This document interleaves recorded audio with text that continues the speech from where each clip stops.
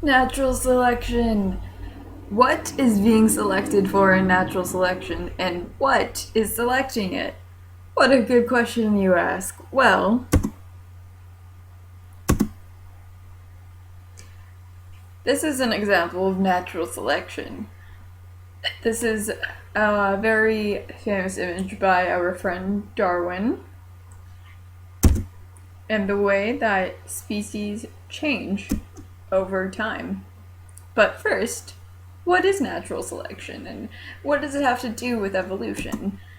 Well, natural selection is when the organisms that are best fit for their environment produce more offspring. In other words, natural selection eliminates the organisms that are least fit, and those that are most fit survive longer and reproduce more by default. So it's a misunderstanding that the most fit species will thrive and the others will die, but that's not at all what it is, because being fit doesn't have to do with being stronger, faster. It has to do with being more well adapted to your environment. So, over here, we can see a bird, and the bird is eating this green beetle. But there's a bunch of black beetles on this leaf. But because the bird can see, or for whatever reason, likes green beetles more, over time, there will be less green beetles and more black beetles. Here, let me explain that a bit more.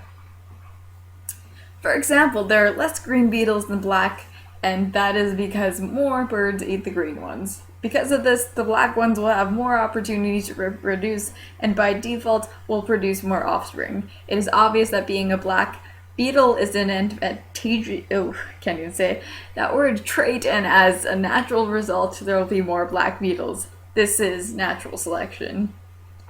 So, for whatever reason, the bird likes the green beetles more in this example, and that just proves that they will die more and have less chance to survive, less chance to reproduce, while the black beetles have more of a chance to reproduce, so they will naturally have a bigger and bigger population. This is natural selection. Here you can read the text more closely if you so desire. Moving on. No, that's not right. But what is being selected in natural selection? Well, nothing really, or everything in a way. Everything living on the earth has been selected. Even you've been selected. So, what does that even mean? Well, here I will discuss that a bit more closely. Natural selection can in a way be viewed to select the phenotype, which is any traits that can be observed of an organism: metabolism, behavior, appearance.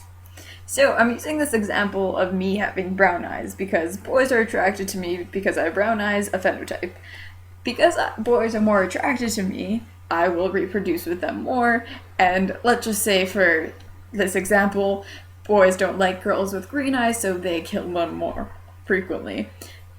Now, that just means that naturally there will be more babies and females born with brown eyes. So, that's an example of how a phenotype works. Not in real life, obviously, but if you get the gist. The genotype, which is actual genes encoding of the DNA that create the phenotype, is not chosen by natural selection. So here's a brown eye, just in case you were wondering what a brown eye was. Natural selection can't choose what genetics are available in the gene pool, though. It has no control on the already present genetic variation. So the fact that brown eyes exist is not at all the product of natural selection. But the product of natural selection is the fact that there will be more brown eyes now. But I still don't understand. Who's selecting it? Well, no one is consciously choosing anything, and that's another thing that a lot of people get confused at. And here we're back to Darwin. This is our friend Darwin right here with his crazy looking beard and cool face. So, the most fit for the environment will survive.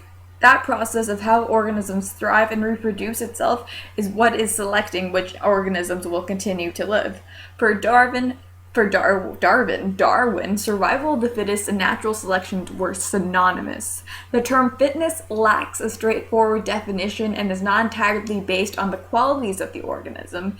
A gecko, for instance, is not going to fit and survive in the Antarctic. But the organism must be adapted to its environment. So basically, being fit, as I stated before, is all about being well adapted to your current environment, enough to survive, to reproduce.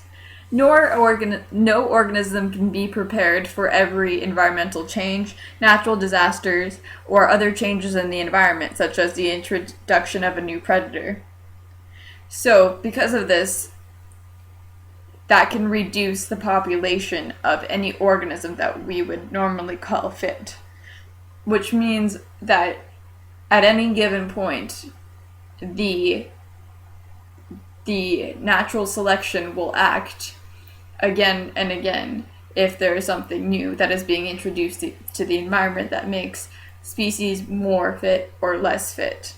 So, for example, if there's a new bird that is introduced to our tree with the black beetles and the green beetles, and it likes the black beetles more, and there's more of these birds than the other type of birds, then maybe the green beetle will have a bigger population in the end. Here are my resources if you want to check them out. And thank you for listening. Yay!